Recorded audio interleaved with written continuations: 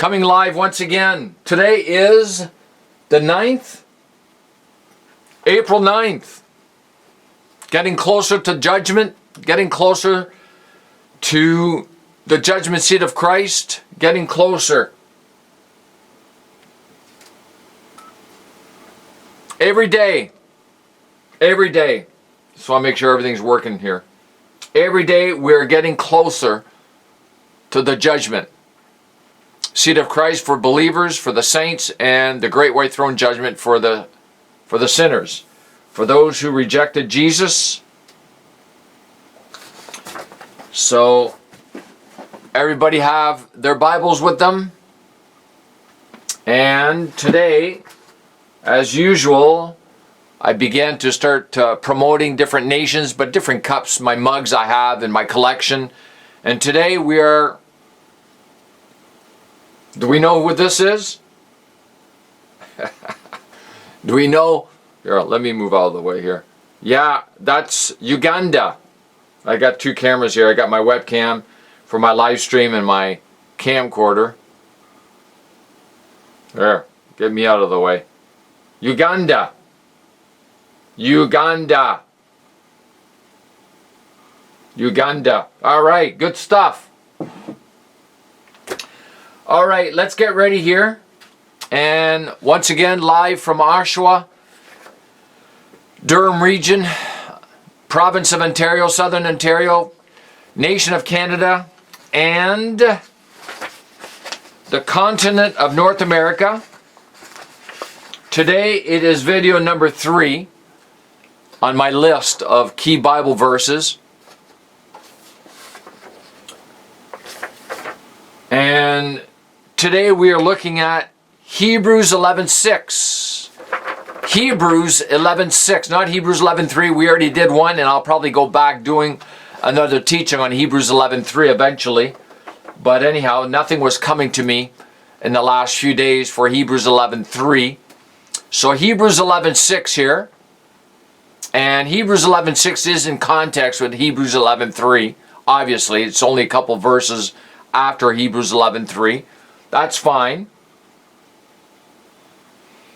So what does Hebrews 11:6 say? It says, "But without faith it is impossible to please him, God. For he or she who comes to God must believe that he is, and that he is the rewarder of those who diligently seek him." Now that's the New King James. Let me read out the Amplified, and then I'm going to read it the way the Lord gave it to me years ago, the way he gave it to me. I still remember where I was upstairs, praying in tongues with the Amplified in front of me. "But without faith, it is impossible to please and be satisfactory to God, for whoever would come near to God must, out of necessity, believe that God is," or what the Lord showed me was that God is who he says he is, and that he is the rewarder of those who earnestly and diligently seek him out. All right? That's powerful. Very powerful. Now, my first point regarding Hebrews 11:6, regarding faith, the whole faith chapter, seeking God, having faith, believing that he is the rewarder. Why does God put so much emphasis on faith?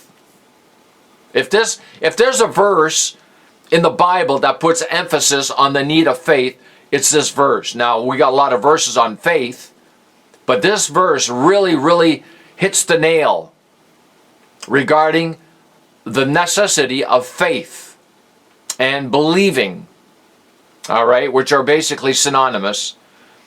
It's because there's nothing left for him to do but waiting on us to believe what he's already done, given, and accomplished freely and positionally at the cross as well as back in the garden. Yeah. That's why. He's done it all. So, and I do mean all. He's done it all. Don't have time to get into all that today. But he's done it all. Everything that God could ever possibly do for mankind, sinners and saints alike, he's already done it. It's covered. Nothing left undone But everything is done. It's up to us to find out and to believe it in. All right? And line up with it. We got to line up with it. Our lives have to line up with our faith. I wrote here, God expected us to walk by faith even before the fall. He did. He really did. Therefore, how much more after the fall, since this fallen world is full of unbelief, wrong believing, and ignorance. That's just a reality. When it comes to God, absolutely. This is why God puts so much value on faith, and more precisely the God kind of faith, or the faith of God, as in what God believes, including right believing and right knowledge, since it's the only thing that puts Him to work regarding His works of redemption. You know, and I wrote here regarding God and the world, their beliefs, their wrong believing. You know, the world don't believe in God. And those who like to comment about that, they have wrong views about God. They have wrong knowledge. We got wrong knowledge in the church about God. You know, we say things about God, it's not true. We're going to give an account. But the world has wrong believing about God. They don't believe in God. Or if they do, they think God is bad, He's mean, He's angry, doesn't want to help. God's never done anything for me. God's never done anything for mankind. This verse tells us that God rewards those who seek Him out, but it takes faith to seek God. Therefore, I will venture to say that He rewards faith. God rewards faith. Or He rewards those who walk by faith. Absolutely. Absolutely. It tells us that faith pleases God, since it specifically says that without faith that we can't please Him. So it says. So if you want to please God, get some faith, walk by faith. Why does God reward faith? Why? Well, read the Great Faith chapter. Read it over and over and over. Get that chapter inside of you. And you will soon discover why, as well as reading everything else the Word has to say about faith. You need to do a study on faith. You need to find every verse, especially the New Testament, where faith is mentioned. Faith and believing. Yeah, study that. And you'll find out exactly why. And start lining up your life with those verses. God rewards faith, since faith alone puts Him to work, as well as because we are surrounded by unbelief. Are we not? Yes, we are. And wrong believing, even in His own church. My goodness. I keep meeting Christians all the time, and they got wrong believing. I call them unbelieving believers. He rewards those who walk by faith, because there's not many people who walk by faith, but walk by sight. Yes, we are surrounded by people who actually walk by sight. And He rewards those who seek Him, since there are not many who do seek Him out. Yes. This was very true back in the Old Testament. Absolutely. Up until this very day and hour. Hasn't changed much. Many don't believe in God, but also there are many who don't believe what God says about Himself. Many don't believe in God. Absolutely. The world atheists, they don't believe in God. But we have many who are born again. They don't believe what God says about Himself. And they don't believe what God says about them.